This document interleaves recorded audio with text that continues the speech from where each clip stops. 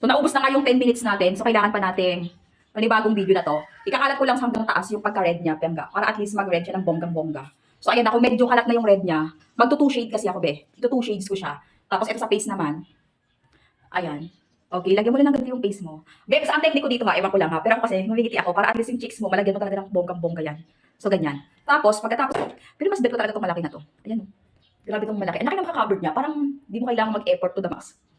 Ngumingiti ako, be, pag naglalagay ako nito. Ayan o. Grabe. O, ano pang kulang? So, wala nang kulang, be. Yung sa pilik mata kasi ayoko nang masyado. Sabi ko mag 2 shade ako. So, ang 2 shade natin, wala akong masyadong shade na kung ano-ano. So, gusto ko medyo, teka lang, ito pa pala.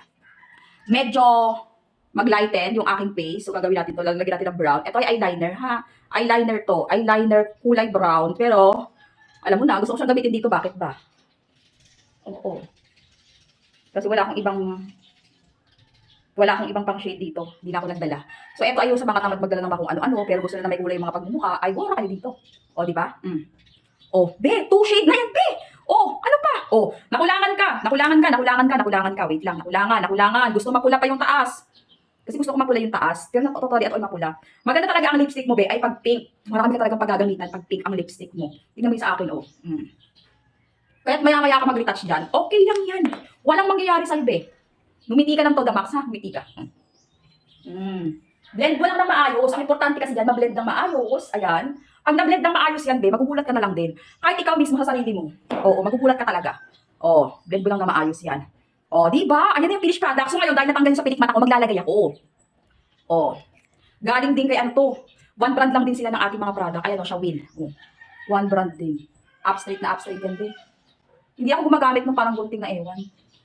Yung parang gumanon, ayoko nun. So, ayun na yan. Ganyan lang gusto ko, ganyan lang yung atake. Ganyan lang yung atake, be. O, anong gagawin pagkatapos? Wait lang.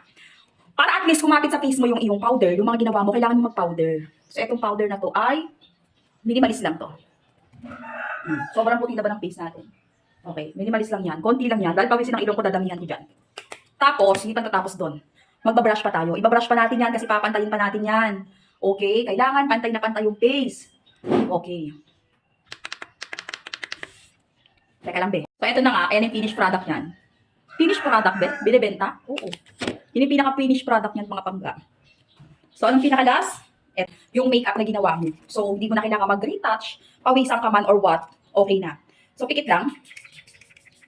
Bango. Bango. Di ba, be? Mamamalengke lang ako, be. Kasama ka ba? Charot na. Ayan lang, ganyan lang. Yan lang yung mismong atake. Antayin mo lang matuyo. Pag natuyo na, wala na. Di ba? Grabe, Grabe lang, ilang product lang ang ginamit natin dun, ha? Hindi mo kailangan bumili ng pagka-bongga-bongga.